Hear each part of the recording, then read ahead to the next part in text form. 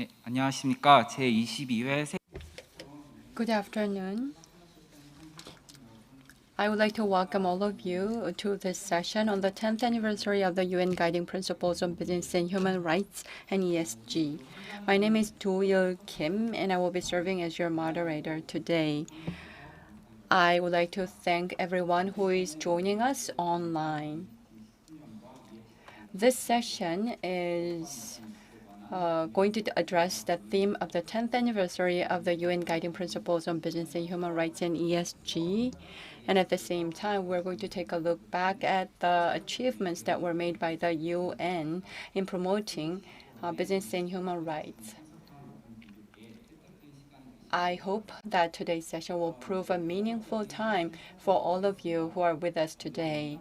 Now let us begin. We're going to hear some remarks from Mr. Sun Taek-kwon from the UNGP. He is the Secretary General of the UNGP Korea.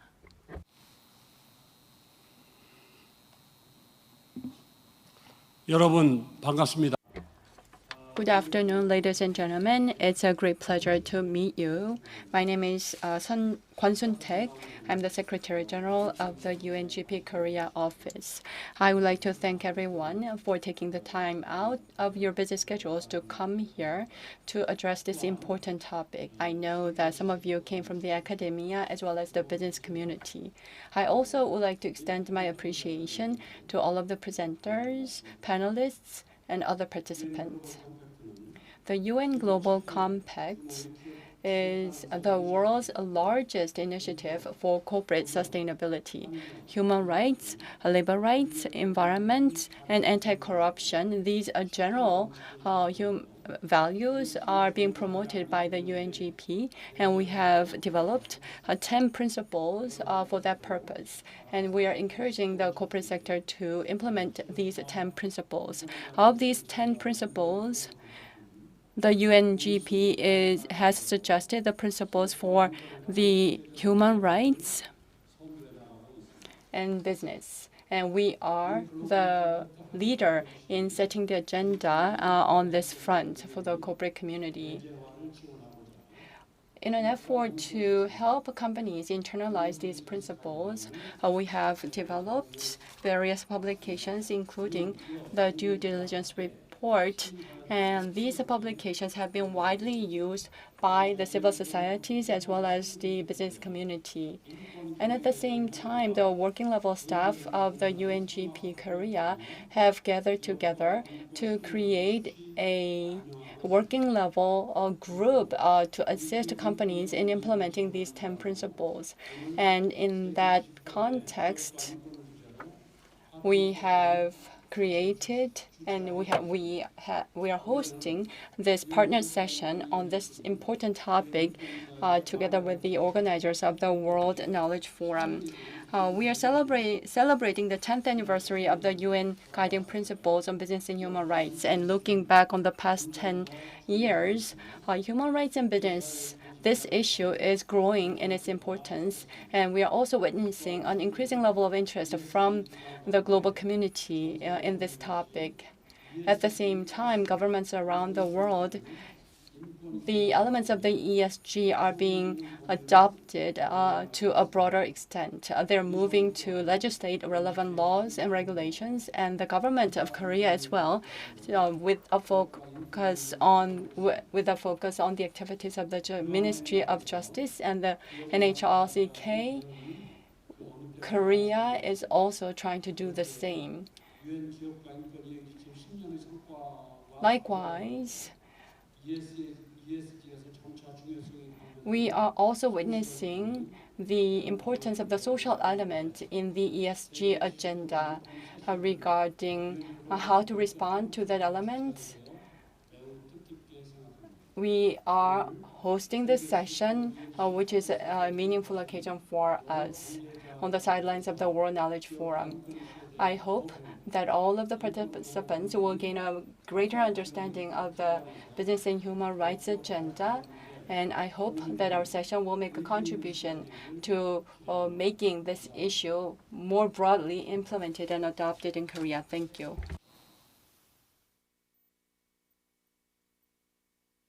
사무총장님 인사 말씀 감사합니다.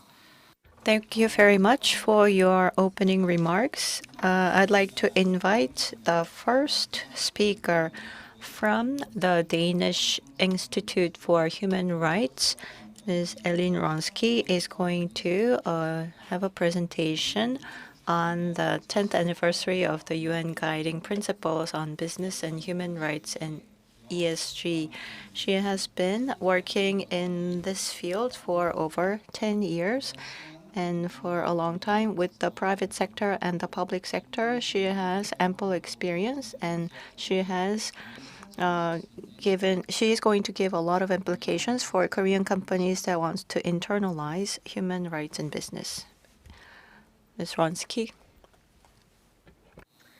Good afternoon, everyone, and many thanks to the UN Global Compact, the National Human Rights Commission of Korea, and the Korean Ministry of Justice for convening this invitation to the Danish Institute for Human Rights. I will be sharing a few slides. Just bear with me for a second.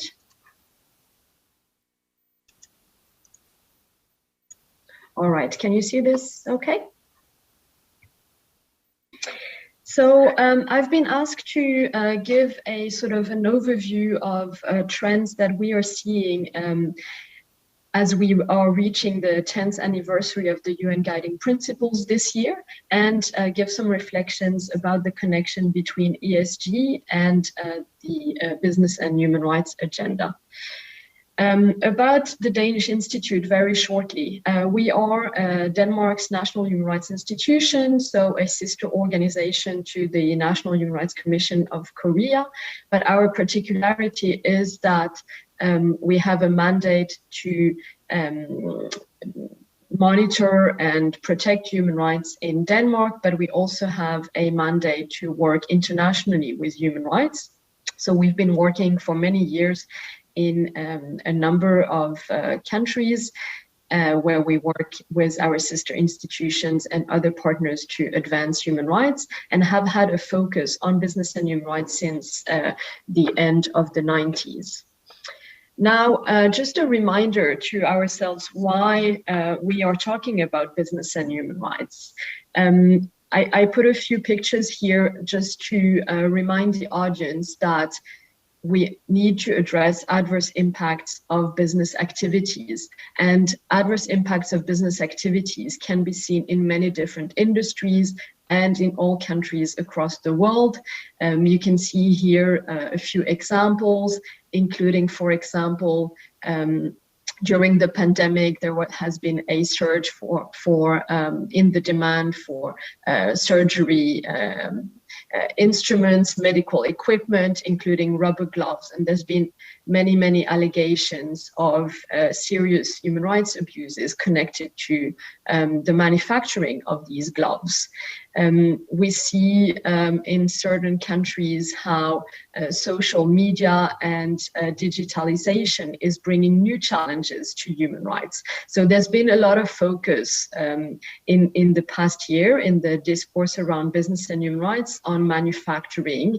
And you can see here, a traditional image that we often show when we talk about business and human rights, which is about labor, women's rights in the supply chain of global garment factories, but it extends to many more sectors and does sort of apply to all types of business activities. Now, as you know, in 2011, the UN Human Rights Council adopted, after a quite long process of dialogue and reflection, a set of guiding principles on business and human rights that were unanimously endorsed by the members of the UN Human Rights Council. And these guiding principles articulate three pillars. I'm not going to go into details because I trust you have already heard quite a bit about the UN guiding principles, but let me just give a very short explanation of what they contain. The first pillar is around the state duty to protect, and this is a reinforcing what we already know from international human rights law, namely that states have to protect human rights, including against the activities of private persons, including corporations. And to do so, states have to adopt policies, laws, and regulation, as well as effective legal procedures. The second pillar of the UN Guiding Principles was the novelty back in 2011. And it was quite groundbreaking to finally acknowledge that businesses themselves have responsibilities vis-à-vis human rights, and their responsibility is to respect human rights throughout their operations. That means doing no harm through exercising human rights due diligence, and I'll come back to that in a moment. Finally, the UN Guiding Principles also recall the importance of the right to access to an effective remedy for whoever might have had their human rights infringed on. And the UN Guiding Principles set forth that access to remedy might be provided through judicial mechanisms, but also through non-judicial mechanisms. And this is also an important development in the UN Guiding Principles, recognizing that state-based and non-state-based non-judicial grievance mechanisms have a role to play in the wider ecosystem of remedy. Now, what the UN Guiding Principles have achieved 10 years down the line is that there's been an alignment of standards. I've just put a few here. We have the honor of having Christine Kaufmann, who is the chair of the working party of the OECD responsible business conduct working party, so she can say more about what the OECD have done. But in short, the OECD guidelines for multinational enterprises have been aligned to the UN Guiding Principles. A certain number of standards have been adopted and are reviewed to be in line with the UN Guiding Principles. The UN Global Compact has, of course, through its 10 principles that already existed, highlighted the importance of respect for human rights by business, but has also taken steps to further align with the principles of the UNGPs. The 2030 Agenda for Sustainable Development, which is an agenda that is grounded in human rights, but also highlights the importance of the private sector to realize sustainable development, has also explicitly acknowledged the need for businesses to apply responsible business conduct in order to contribute to sustainable development. There are also many other organizations that have endorsed the UN Guiding Principles, and notably in the business community, it has had a big spread. I'm not going to explain in detail what the process of human rights due diligence is, but just wanted to highlight that human rights due diligence is a process for companies to identify and address their adverse human rights impacts, and that businesses should be looking at impacts that they might be causing directly, but also impacts that they might be contributing to, as well as impacts that they might be linked to through their business relationships, which means that human rights due diligence should be conducted throughout the entire value chain of companies. An important aspect of human rights due diligence is that not only is it about identifying and addressing one's impact, it is also about communicating how these impacts are addressed. So there is a transparency element to it.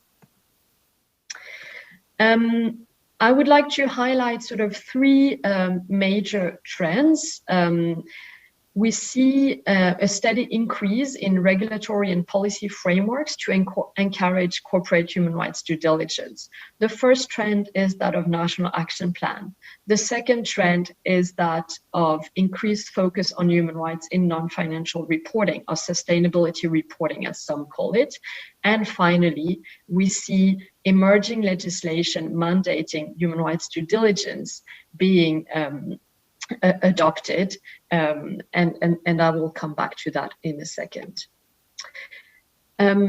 National action plans have been identified as an instrument to implement the UN guiding principles at the national level, and this has spread throughout the world.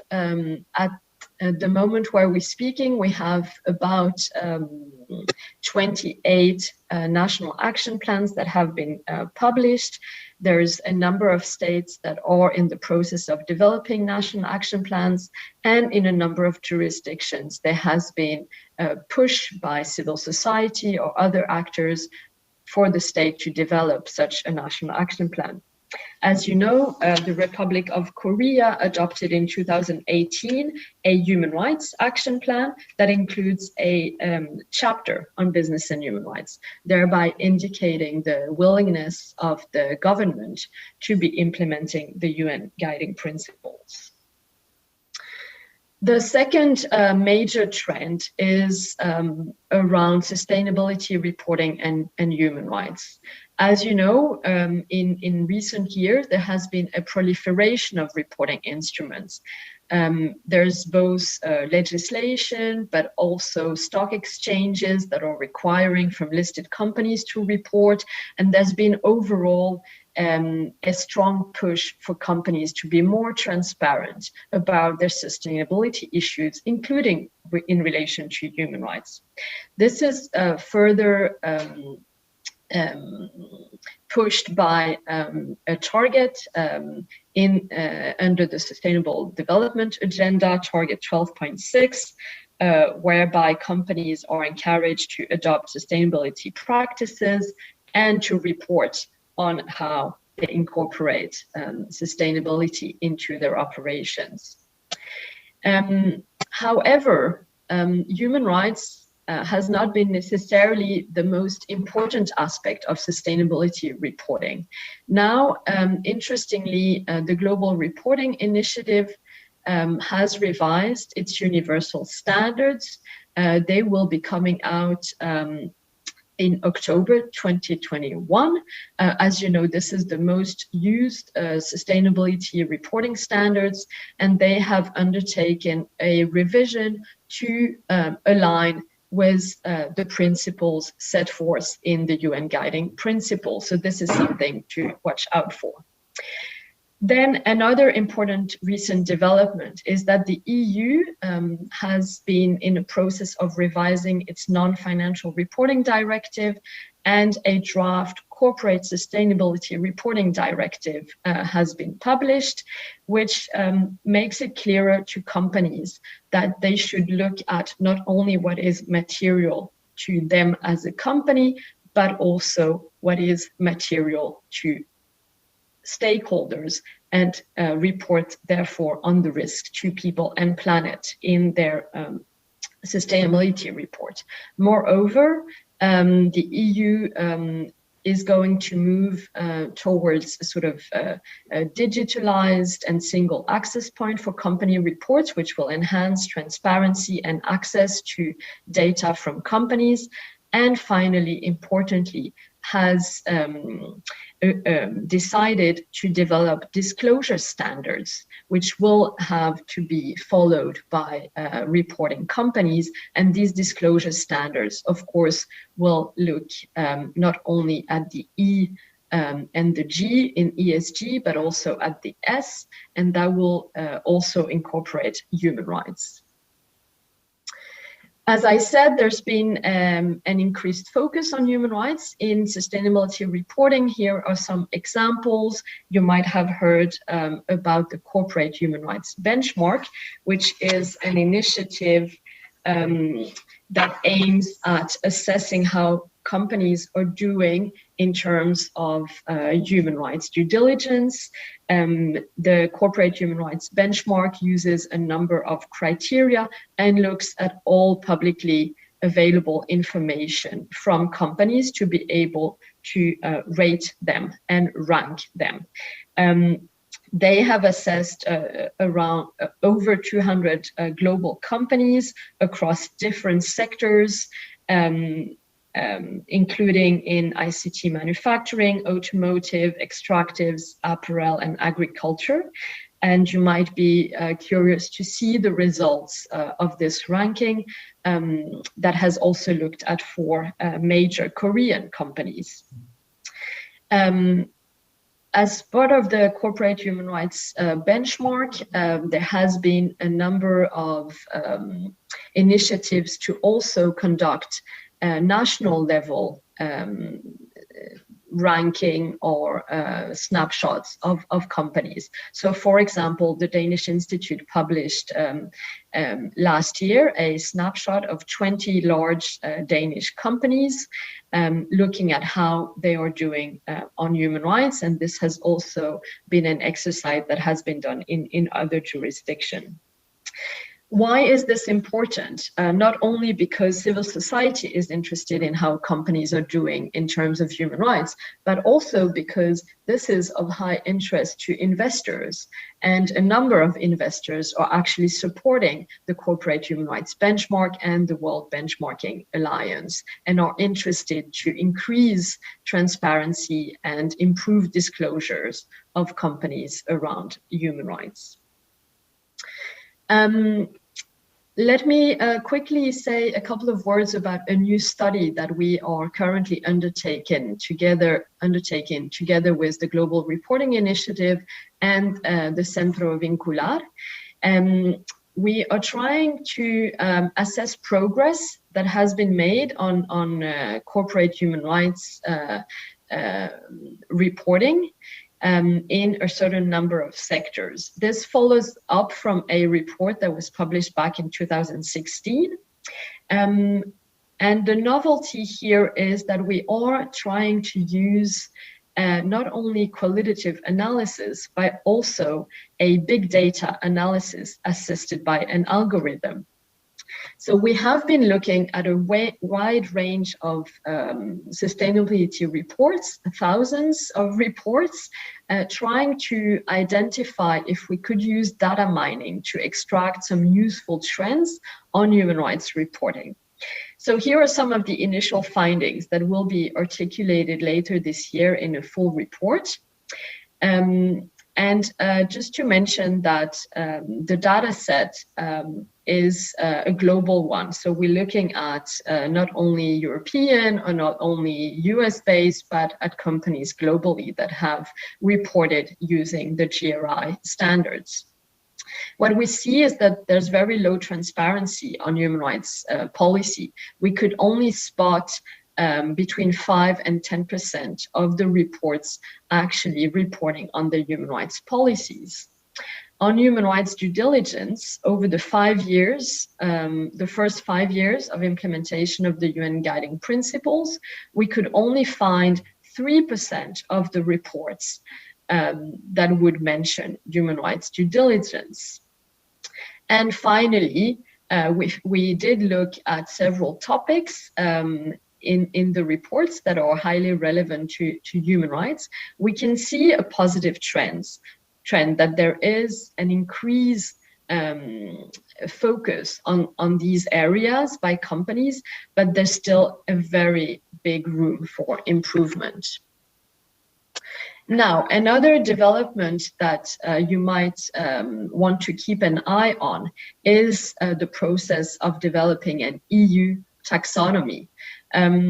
So as part of its efforts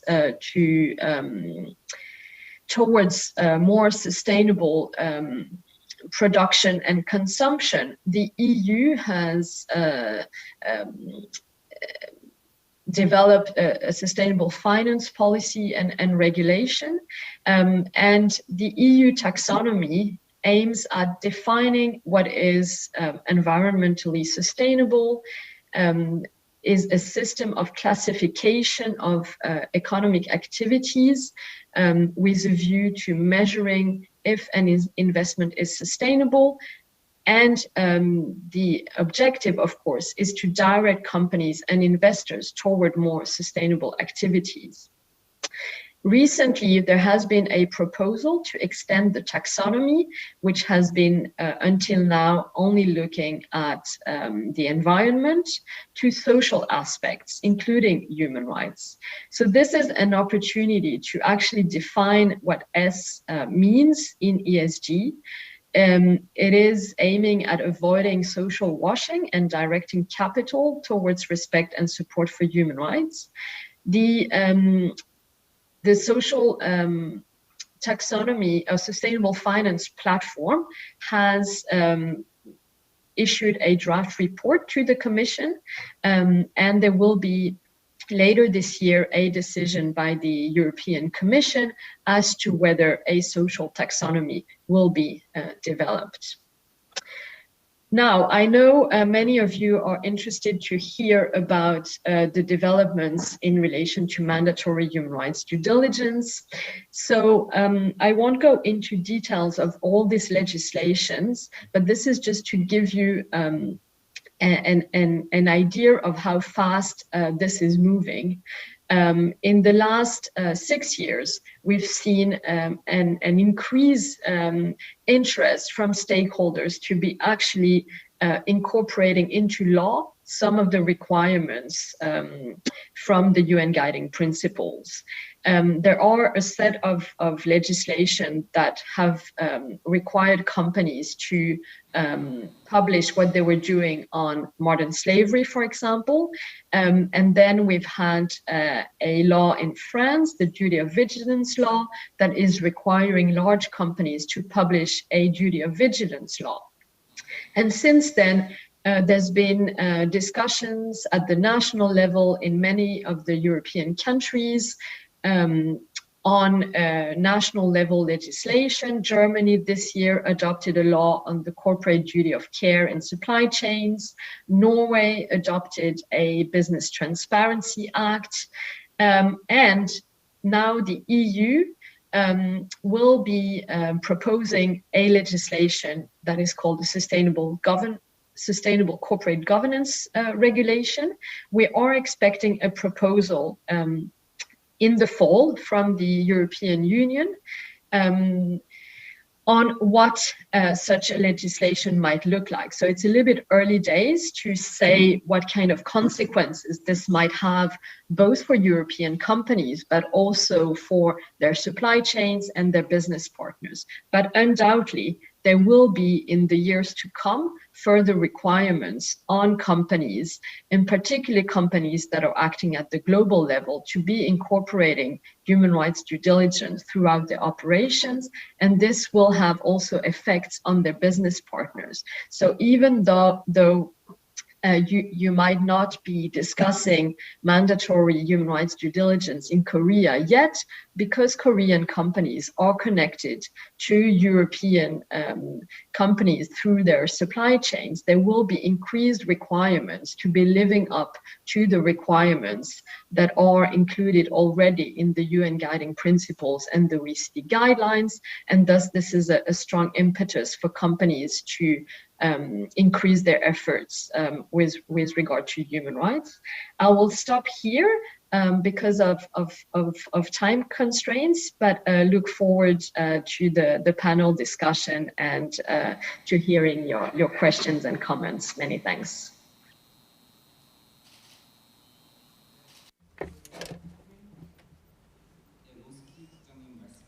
Thank you very much for your remarks. Next is Ms. Christine Kaufmann, who is the chair of the OECD Working Party on Responsible Business Conduct. And starting from 2002, also is serving as a professor at the Faculty of Law at the University of Zurich, Switzerland. And at the same time, she's going to share her research and working level experiences with regards to what it means to try to implement the UNGP or the OECD guidelines. The floor is yours.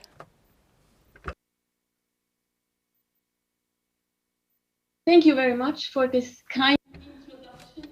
And let me just first welcome you to this session, but also thank the Global Compact Network of Korea, the National Human Rights Commission of Korea, and the Ministry of Justice for organizing this session.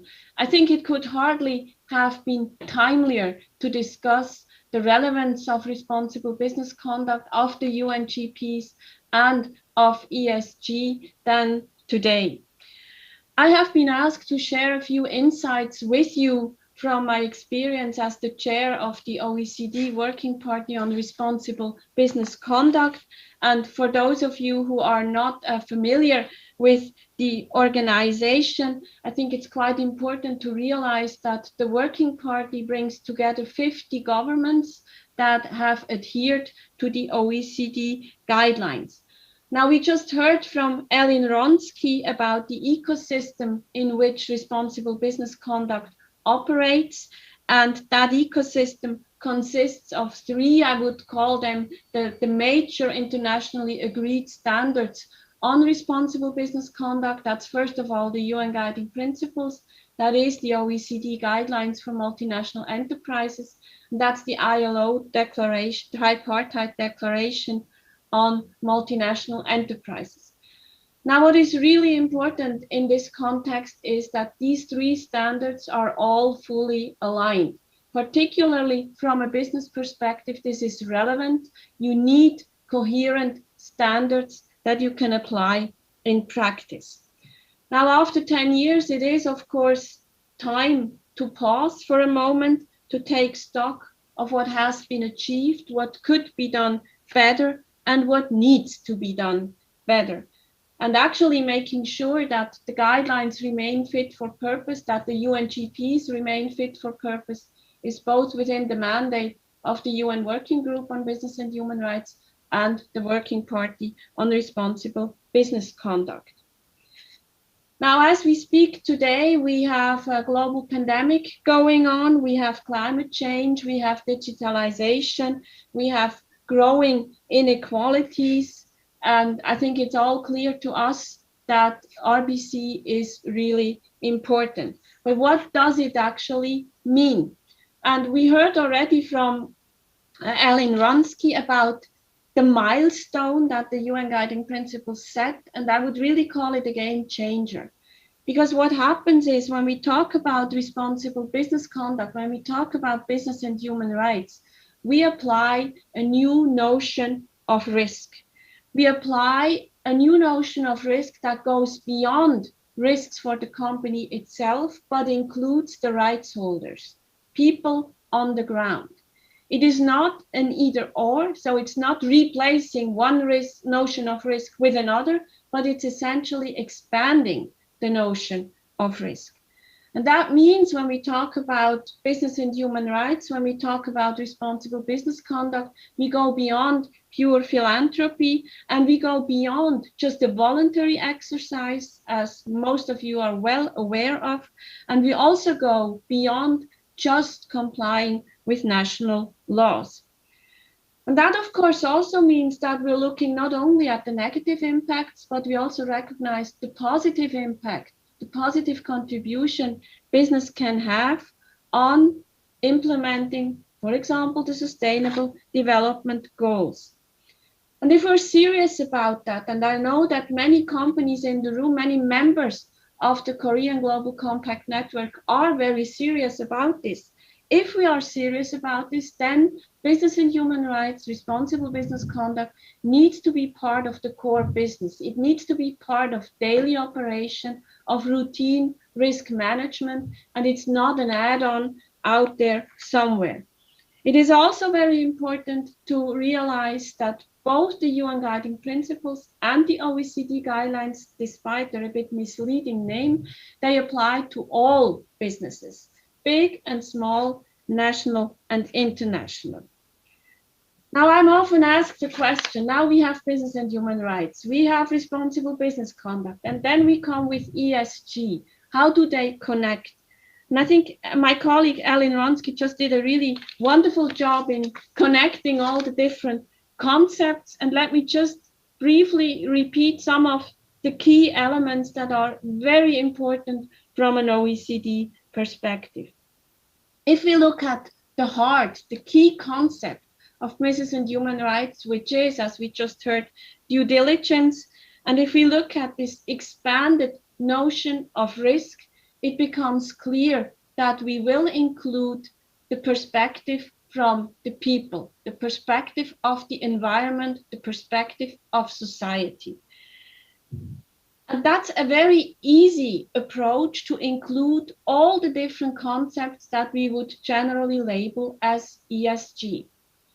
With the OECD guidelines, we have an advantage. And the advantage is that they go beyond human rights. Human rights is a very, very important chapter introduced in 2011, built on the UN guiding principles.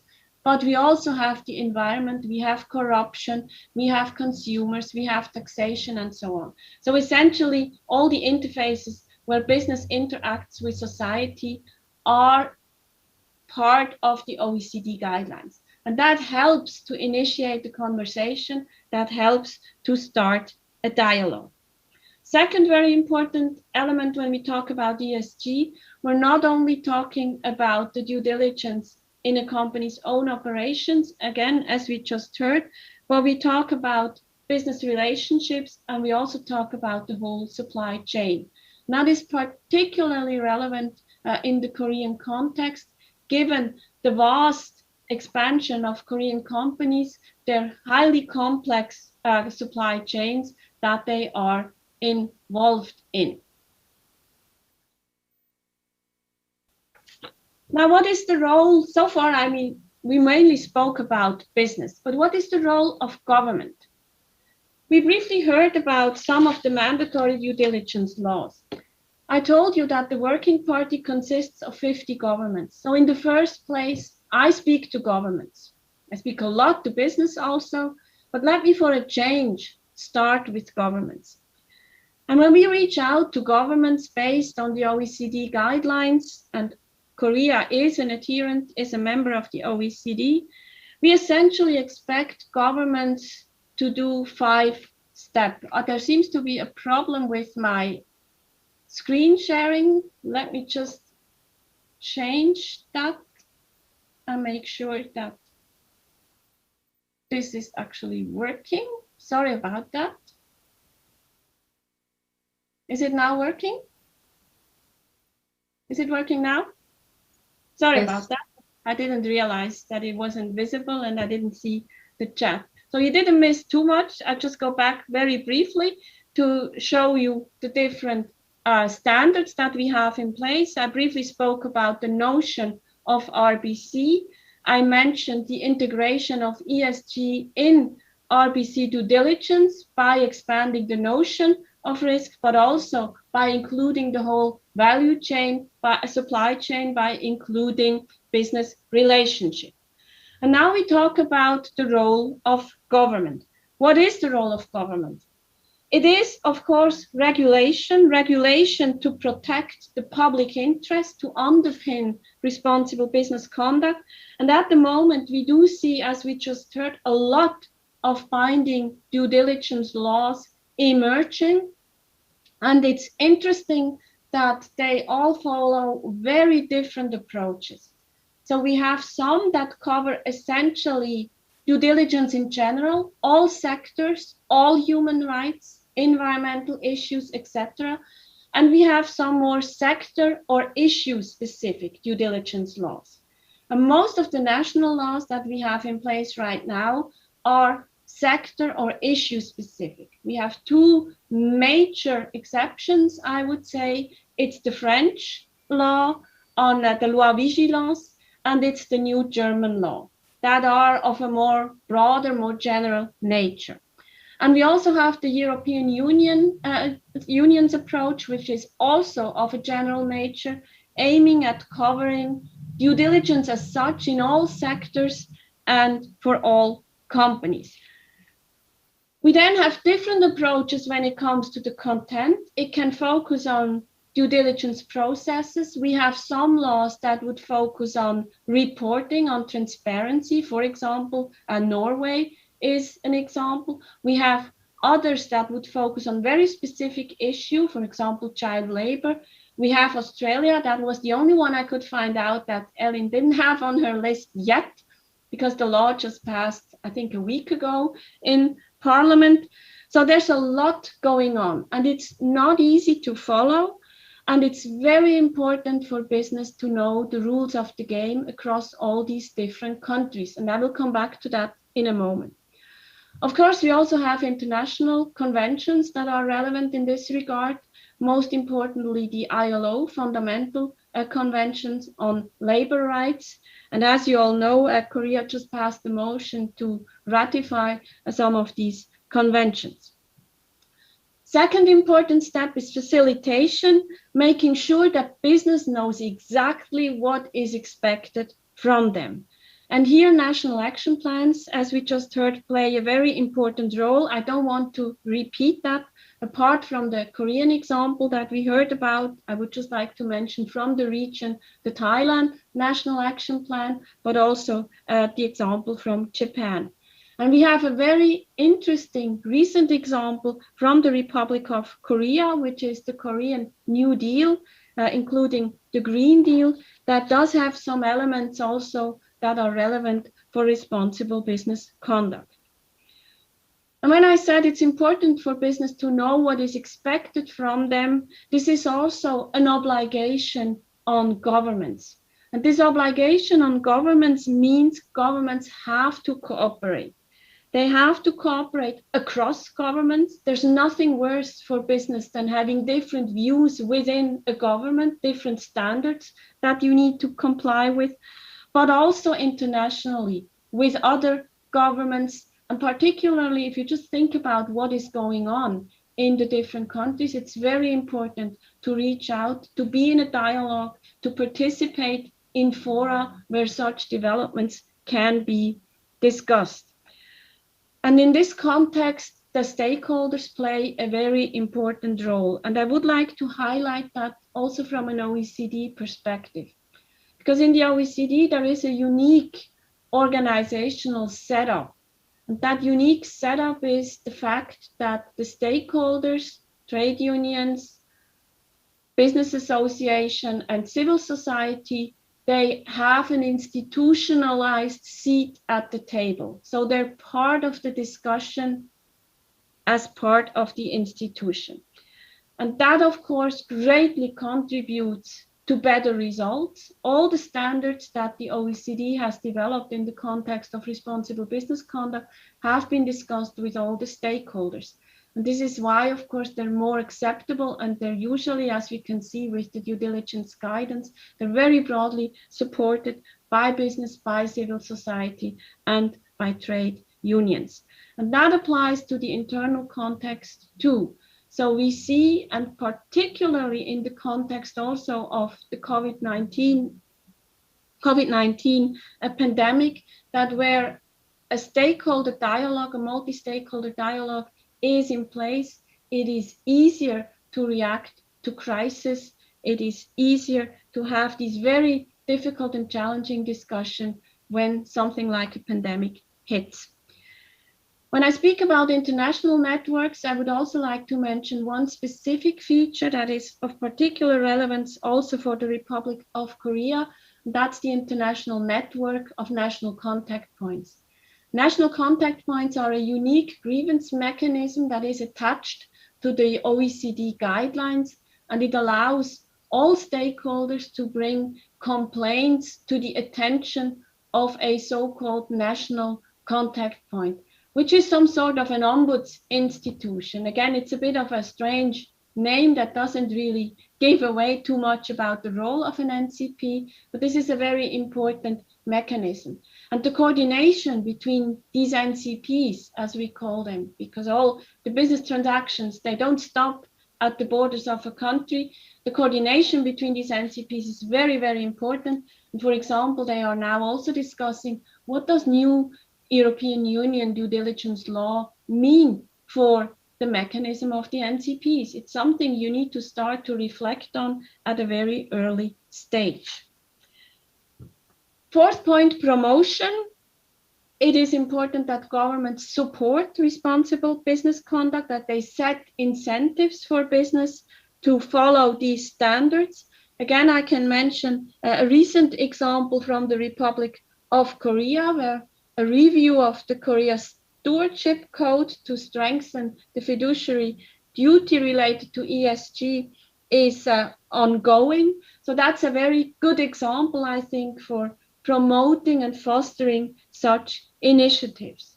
The prime example that is often cited in this context is Canada, where the government has established quite an elaborated policy on how to incentivize business to follow these standards.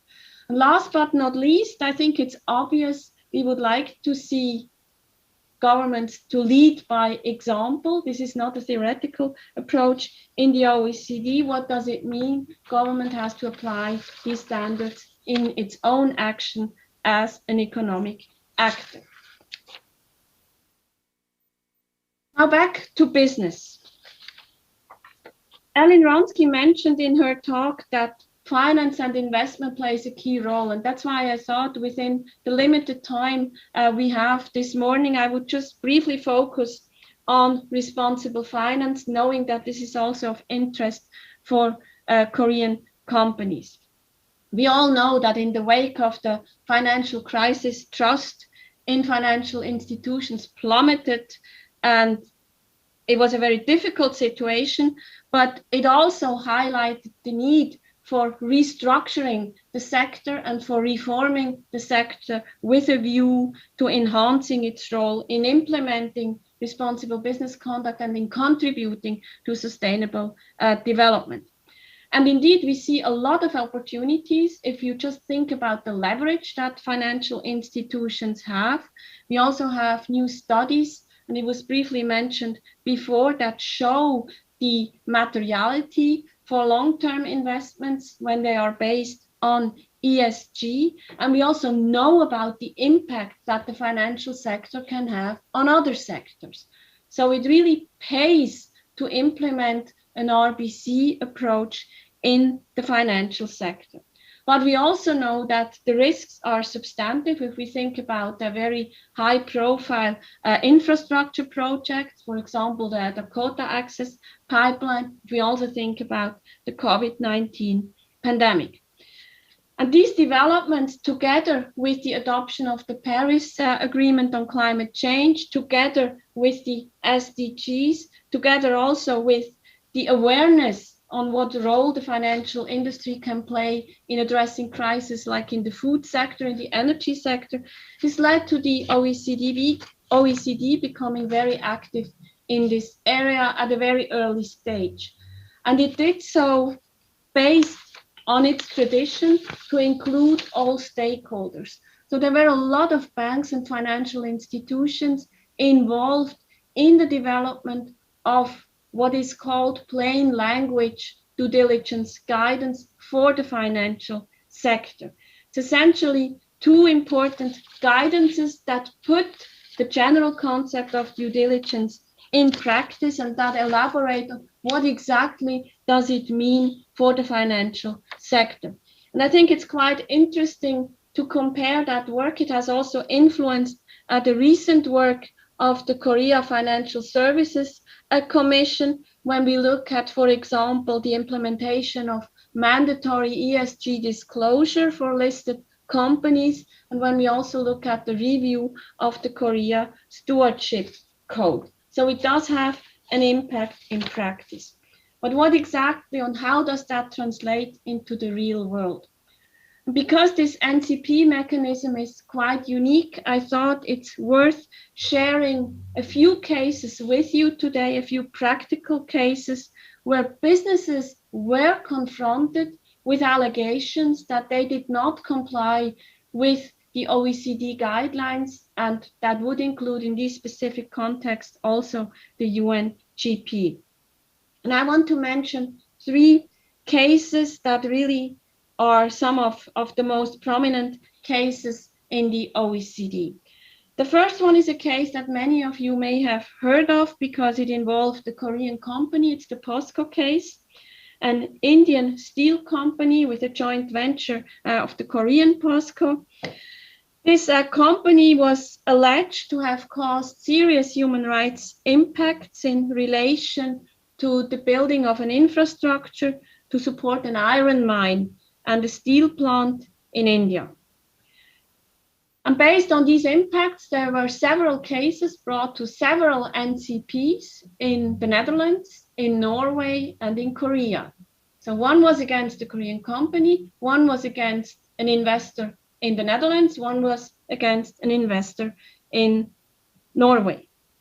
And at the end of the day, after all the discussion and mediation, the company finally decided, or the investors decided to divest from this company, to withdraw because of the serious human rights impact. And it's also that this Indian steel company then decided to withdraw from the project.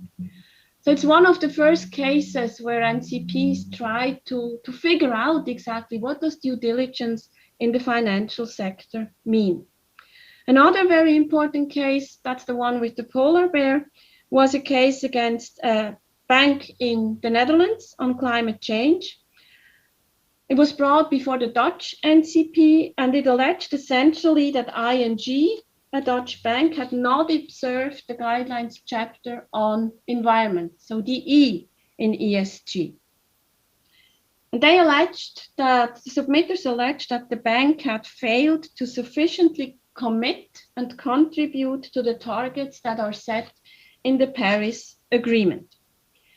Now, of course, it's quite difficult to really define what exactly is the responsibility of a bank under the Paris Agreement.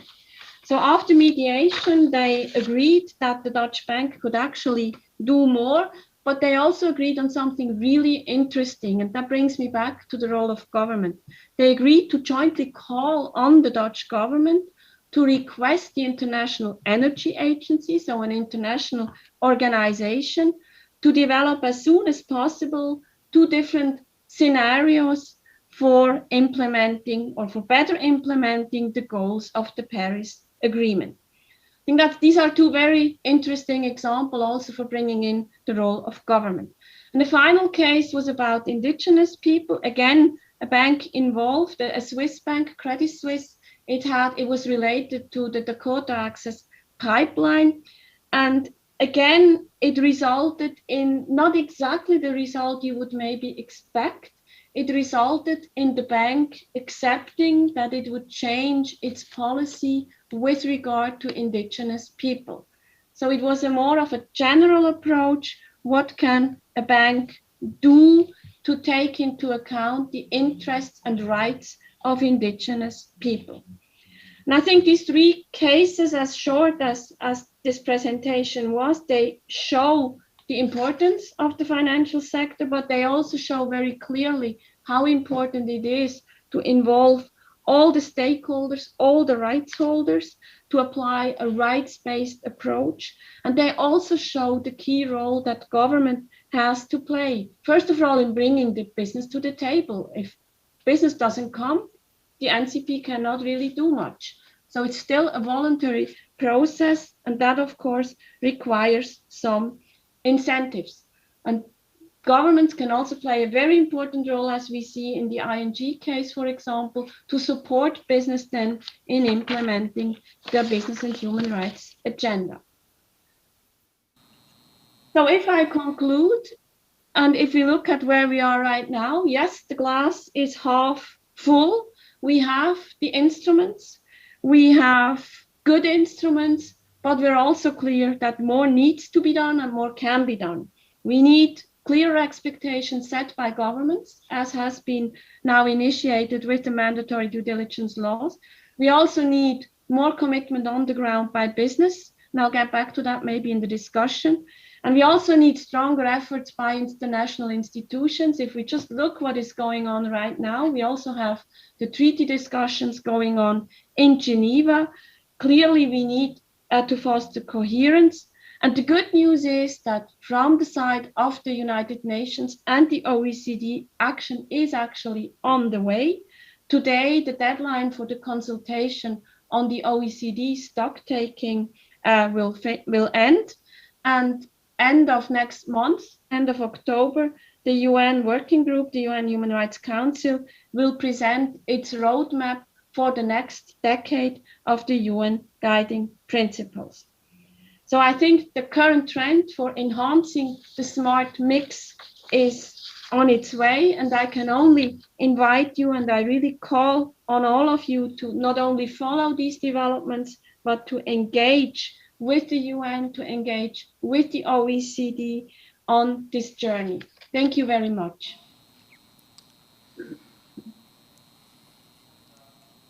네, 카우파니 의장님, Thank you very much for your precious words. And now we are going to have a panel discussion. Professor Song Se-ryun of Kyunghee University Law School will moderate the panel session. She has studied a lot of research areas involving business and human research. And Professor Song, I'd like to hand it over to you. Thank you very much. I am Song Se-ryun. 10 years is a long time. It can change the scenery.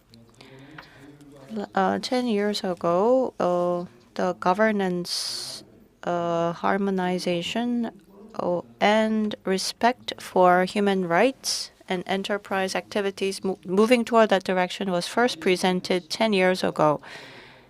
And my son, in 10 years' time, is now a rebellious teenager. And for the last 10 years, as a scholar, I was quite expectant, but at the same time, I felt uneasy about how this guiding principles would unravel. Ms. Ronsky and Ms. Kaufman talked about RBC and DIHR. They are heavyweight activities, and they're institutional superstars, and they were able to sketch out for us the international scene. And now I would like to hear from the Korean panel about the Korean situation. We have invited key persons from the government sector as well as the civil society and from UN Global Compact. They are here to highlight the concerns and the situation in Korea. I know this is going to be a very difficult request to make. I would like you to reduce your talk.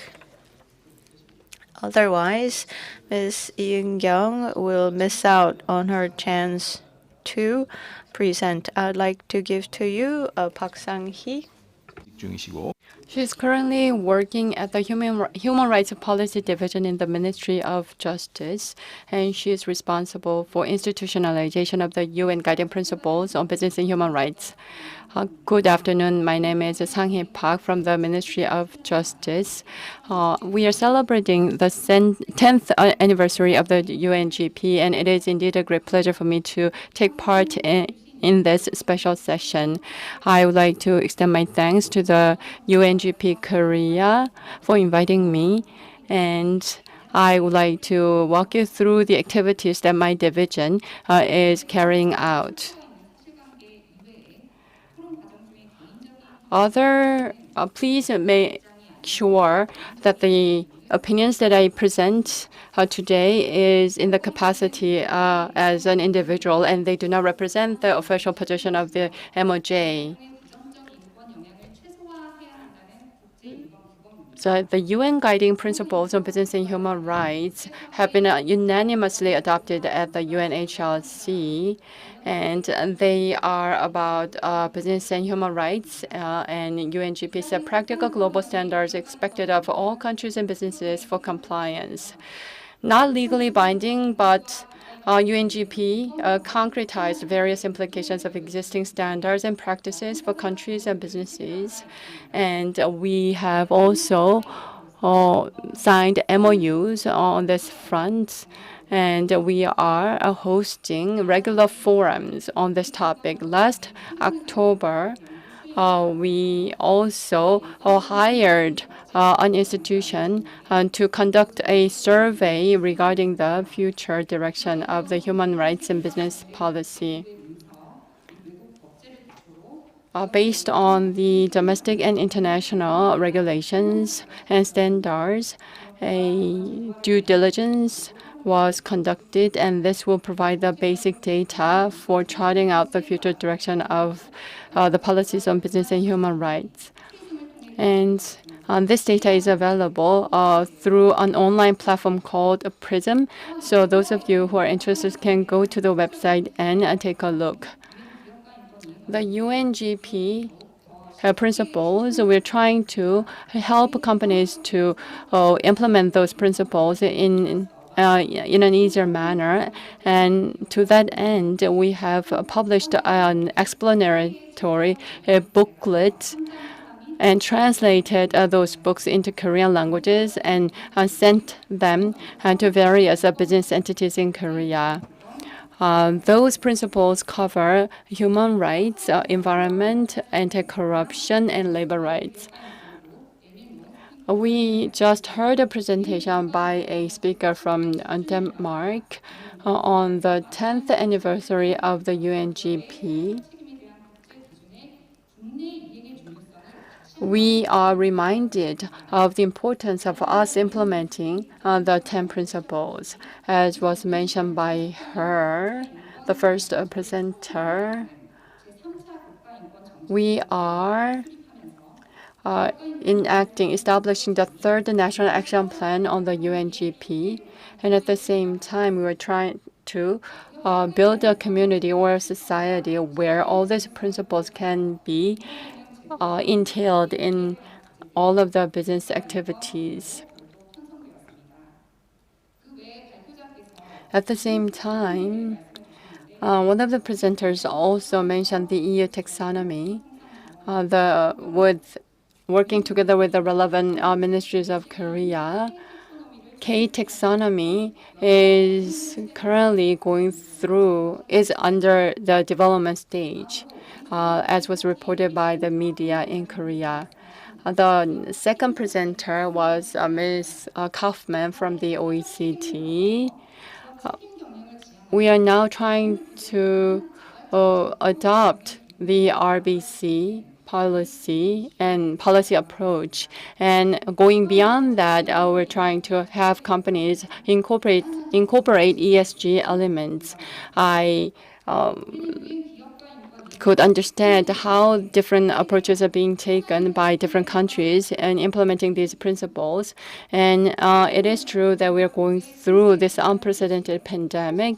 And in order to respond to the challenges arising from the crisis, and I think it's really relevant for us to have the discussions on this important topic at this juncture. And I look forward to hearing opinions from other panelists who are experts in this field. Thank you. 네, 감사합니다. Thank you very much. So Korea is in line with the international trends, and since legislations will become important, the MOJ is expected to play a larger role. The government is active in this scene and is also responsible. And so from NHRCK, we have Mr. Yoon Sung-min with us. He has worked as a specialist, and he is in charge of ESG, and he used to be a staff member in the National Assembly and is an author of international law. And please go ahead. 소개 감사드립니다. 윤성민입니다. Thank you very much for the introduction. The National Human Rights Commission of Korea is celebrating its 20th anniversary this year. I am a public official, but I have no limitations in my scope of activities, and I am in charge of RBC in the Commission. The NHRCK within Korea has produced the concept of human rights management. On June 16th, when we celebrated the 10th anniversary of the UNGP, we had also a celebration, and I have been implementing the policies related to RBC. I'd like to talk about 3 achievements. Around the year 2010, the National Human Rights Commission had introduced the concept of business and human rights. Since the Edinburgh Declaration, there has been a survey done, and all the conclusions from the research had been reflected in the policies. And to name 3, as was mentioned by Ms. Kaufman, NCP system needed to be improved. As for the NCP itself, it has a dispute settlement mechanism that the UNGP doesn't have. So within Korea, we are still making the effort to stabilize the NCP system. And second is to systemize the UNGP by making checklist and a manual. And we are distributing this with the corporate and the citizens. And in 2016, based on these reflections, the NAP about the business and human rights was recommended to the corporates to deal with that topic in a standalone manner.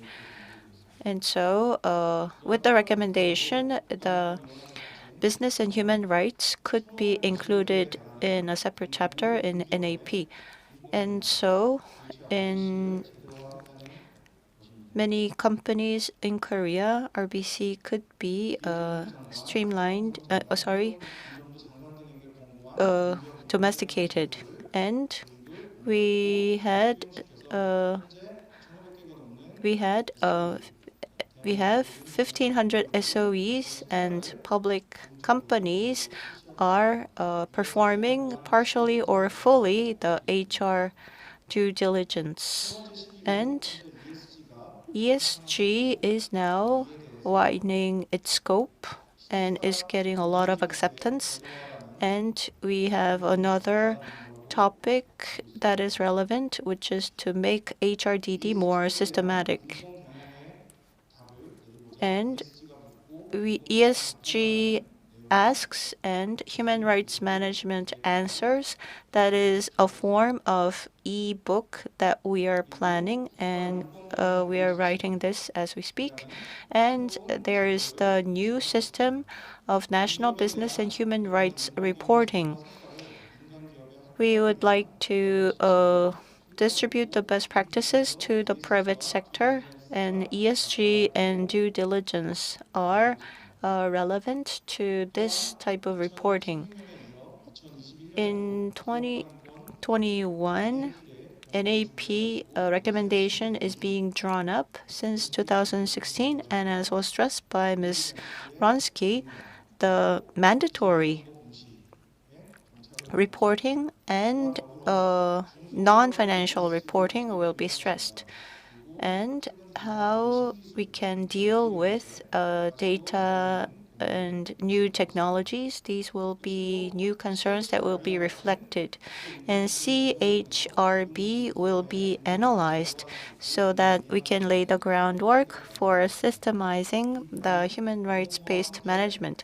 We're working with the MOJ and we are getting ready for the Basic Human Rights Act as well, and you may be able to confirm the details through media. Thank you very much. 감사합니다. 제가 개인적으로 Thank you very much. In my own personal opinion as well, there in 2011, there were some items added to the public institution due diligence evaluation criteria or guidance, and after which the attention level has increased substantially, and I look forward to having more active activities going forward. Now, I would like to hear from Mr. Kim Jong-chul, who is the founder of the Advocates for Public Interest Law, and he holds a master's degree in international law, and his work focuses on the rights of vulnerable migrants in Korea, including refugees, victims of human trafficking, and migrant detainees. Please go ahead. 네, 교수님 친절한 소개 Thank you for the kind introduction. I would like to show you a couple of slides. This is from Indonesia. I had taken this picture myself. There are many Korean companies present in Indonesia in the palm oil business. The whole of the plantation area is larger than Seoul.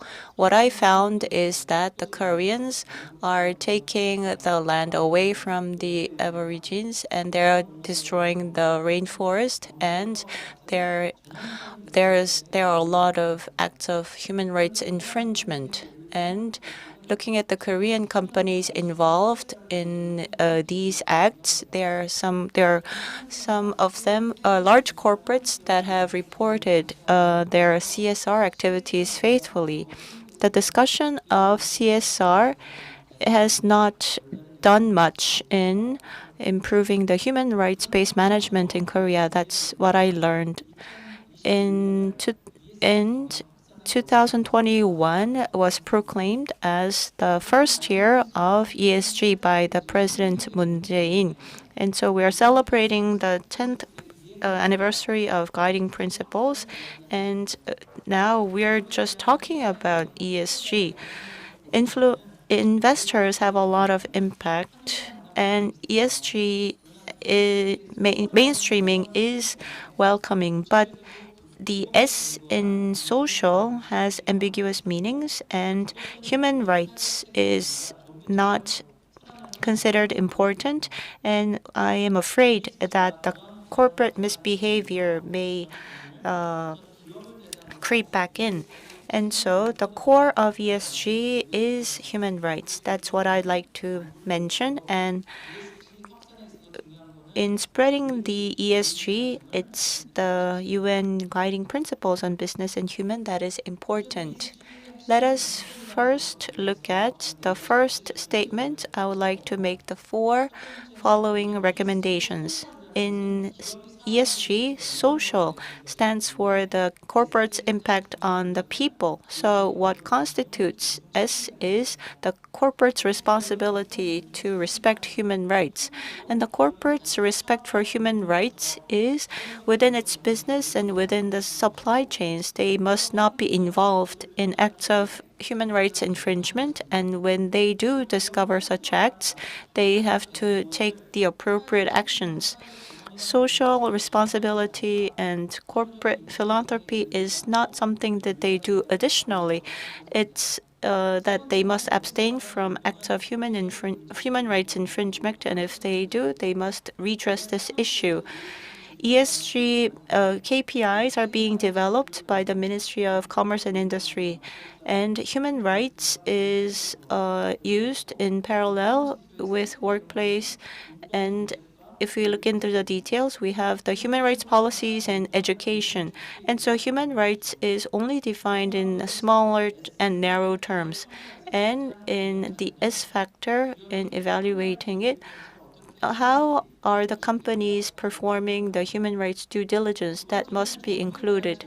And second recommendation is to the government. The government considers ESG as a way to attract more investment, but it must be connected to UNGP. And concerning this, I also have 4 recommendations. One, we need to have a national action plan, NAP, to implement the UNGP. For the last 10 years, to implement UNGP, many companies have produced their own NAPs, but Korea does not have its own independent NAP yet. Next year, when it draws up the NAP, there must be a unique and proprietary NAP in connection with the UNGP. Second is about the non-financial reporting. The scope and the content of non-financial disclosure is important. In the disclosures, we must be able to find out how the companies are doing in terms of human rights due diligence. If it cannot be made regular, we must select the large corporates first, and we have to have them make disclosures about what they're doing in terms of human rights due diligence concerning large acts of human rights infringement. And third, there must be specific instances in NCP if there are infringements, but NCP is almost non-existent in Korea, so we need to improve the NCP system in Korea. And fourth, the SOEs must have the responsibility to protect human rights, and their responsibilities must be legally drawn up, and there must be a monitoring system of whether the companies are faithfully performing HR due diligence. We must not walk down the path of failed CSR. ESG is all about implementing the UNGP. And so with these 8 recommendations, I'd like to conclude my comments. Thank you. 숨가쁘고의 달력. Yes, thank you very much. It's been a very busy journey for us, but it is true that we have a lot of homework still left. I feel as if that I am at a crossroads with both frustration and expectations for the future. Last but not least, I would like to invite Ms. Eun from the UN Global Compact Network Korea. She's serving as the chief researcher there, and she has been working for 15 years to promote corporate social responsibility and the business and human rights agenda. Thank you. Thank you very much for the introduction. Because I'm a member of the host of this session, and also as a panelist, I feel pressured to finish in 4 minutes due to time constraints. I have been working for over 10 years in order to promote UNGP across the corporate sector in Korea. UNGP will have to continue to work with companies in Korea to provide a link so that they can better implement the principles such as the UNGP. I know that there's a huge wave of ESG management in Korea right now, and a lot of discussions are taking place on that topic, but not necessarily on the UNGP principles. As such, I believe that we need to have a deeper consideration of the roles to be played and the directions to be taken by the companies in Korea going forward. As was mentioned by the Danish presenter, each of the elements of the ESG are all important. And a number of issues that we particularly address are human rights elements, and the foundation as a principle should be human rights issues or the rights. There has been an intensive discussion of the environmental issues, but up until now, I believe that we haven't done that much as to the accurate understanding of the social element of ESG, and a lot of companies share the same thoughts as me. As was emphasized by many people, regardless of the size of a company or the sector that you're in, and regardless of what they do at the government level, I would like to make sure that companies themselves have a clear responsibility to implement ESG, as well as the human rights principles that are incorporated into the UNGP. The systems and the plans should be charted out by the companies based on those principles and values. In some ways, human rights implementation is not that it doesn't feel that it's easy to do because it's also a matter of compliance, and there could be some subjective feelings associated with certain human rights issues. Accordingly, regular monitoring should be provided based on due diligence guidelines. I understand that a lot of members of the UNGP are also taking part in this session. The implementation or the practice of ESG, a lot of it depends on the leadership of a company. ESG should be fully embraced by the corporate management as well as their boards. And they need to set clear goals and expectations in implementing and practicing ESG. I know that companies are trying hard to internalize ESG elements in their management, and in that regard, a good understanding of the UNGP and the CSR is important. I know that there are a number of issues that companies need to cope with, such as disclosure requirements. And NHRCK has been working to promote this agenda for about 15 years now. I believe that the government needs to clearly set expectations and communicate those expectations to the corporate community in Korea. I know that almost all of the government ministries are promoting some programs or projects to promote the implementation of ESG. But in that process, there might be some lack of coherence or consistency in those numerous policies and programs that are pursued by different ministries. As such, at the government ministry level, they need to work together to find a more coherent and consistent approach and support to encourage companies to better comply with and practice ESG standards. And maybe SMEs are in a position to receive more extensive support from the government ministries in implementing ESGs. We had a conference on that topic, how to better support SMEs for ESG implementation. Maybe it is time for the Korean government to place a focus on that topic as well. And at the same time, as I mentioned, it is important to have policy coherence or consistency. I know that there are a lot of contents, publications that are coming out, and those of you who are here can go to our website to find a lot of reference materials.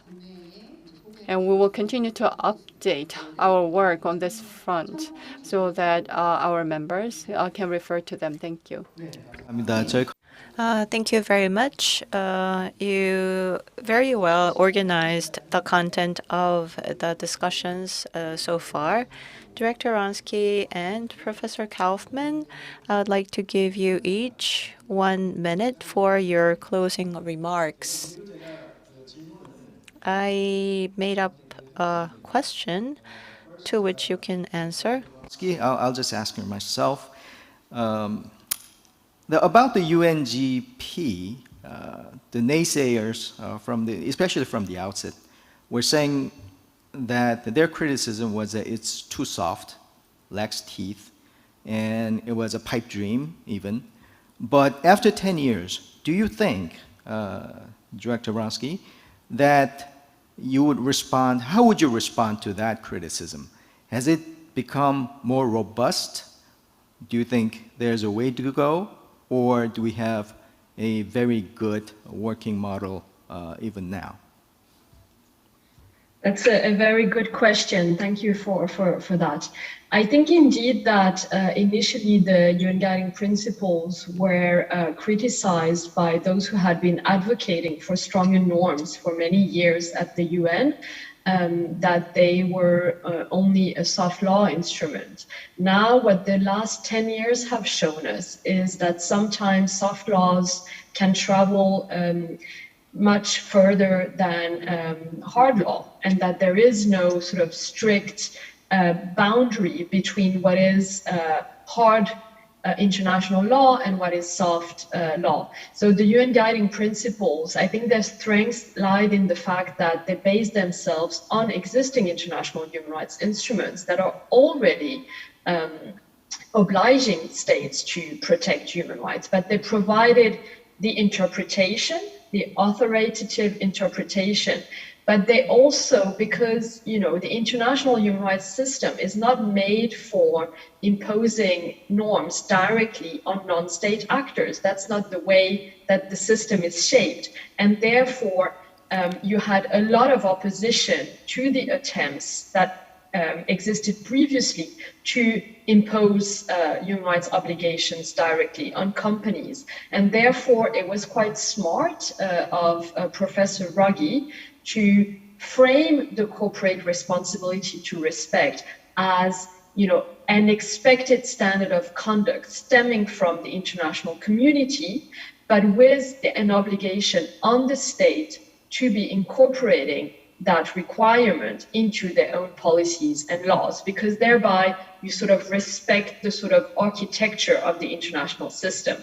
Now, I'm not saying that the international human rights system is the most efficient. I'm just saying that he was able to navigate how standards work and propose this framework. Now, as I think you have heard from our presentation, there has been a move towards domesticating the UN guiding principles within the national legislative and policy frameworks. And of course, we're not there yet. There's still a lot of gaps, but it is, I think, an interesting way to slowly but steadily incorporate some more stringent requirements on businesses. I think there's still, a lot to be done, but I think as a final remark, I would really like to commend you for the maturity of the discourse in Korea, and really about how many of the speakers have articulated the necessity for the government to be supporting business, including by making very clear what the expectations are. And there's a different, there are a number of elements. There is the NAP there that you can use. There is, legislation. There is encouragement. There is non-financial reporting, and it's a mix of all these elements. If done well, that can actually be supporting businesses and make them actually see that they have to respect human rights. It's not an option. This is what is expected from them by government, by international community, by citizens and consumers. Thank you, Director Rasky, for your comment and also kind words. For you, Professor Kaufman, I'll give you your 1 minute comment on a slightly different question. In the spirit of where do we go from here, in your mind, for the next 10 years, if you have to pick about 2 priority issues in the business and human rights, what would you focus on? Thank you very much. That is an excellent question, a very difficult one to cover in 1 minute. I would like to take up 2 thoughts that were also articulated by some of the previous speakers on the panel, which I would really like to join Ellen Ronsky in commending for just, the awareness of the issue, and also the very clear articulation of what needs to be done. And my first priority would really be to strengthen the rights-based approach. I see a very high risk by being overly creative at the moment with new language, ESG, corporate sustainability, going back to CSR, and in doing so, diluting what we have achieved. And that is a very, very solid base in the human rights discussion. So we need to make sure not to undermine that approach. And my second priority would really be to strengthen government support in business activities to implement the business and human rights agenda. And that would also mean to develop better avenues for providing access to remedy. As we just heard from some of the panelists, it's still very difficult if a case occurs to get remedy, to have that case investigated with a low-level entry. That would be extremely important. NCPs are one avenue of doing that, but there are also others. So these would be my two priorities. Thank you. On that note, we have to conclude this session. 굉장히 감사드리고요. I would like to thank both of you for joining us from abroad, Professor Kaufman and Director Ronsky. Thank you very much for your participation. The only regret that I have is that we had a time constraint. I would like to thank all the panelists for your participation today. And hopefully we'll be able to meet again to discuss these important topics. Thank you very much. I would like to thank the UNGC and the Maekyoung Daily for organizing this event. Thank you.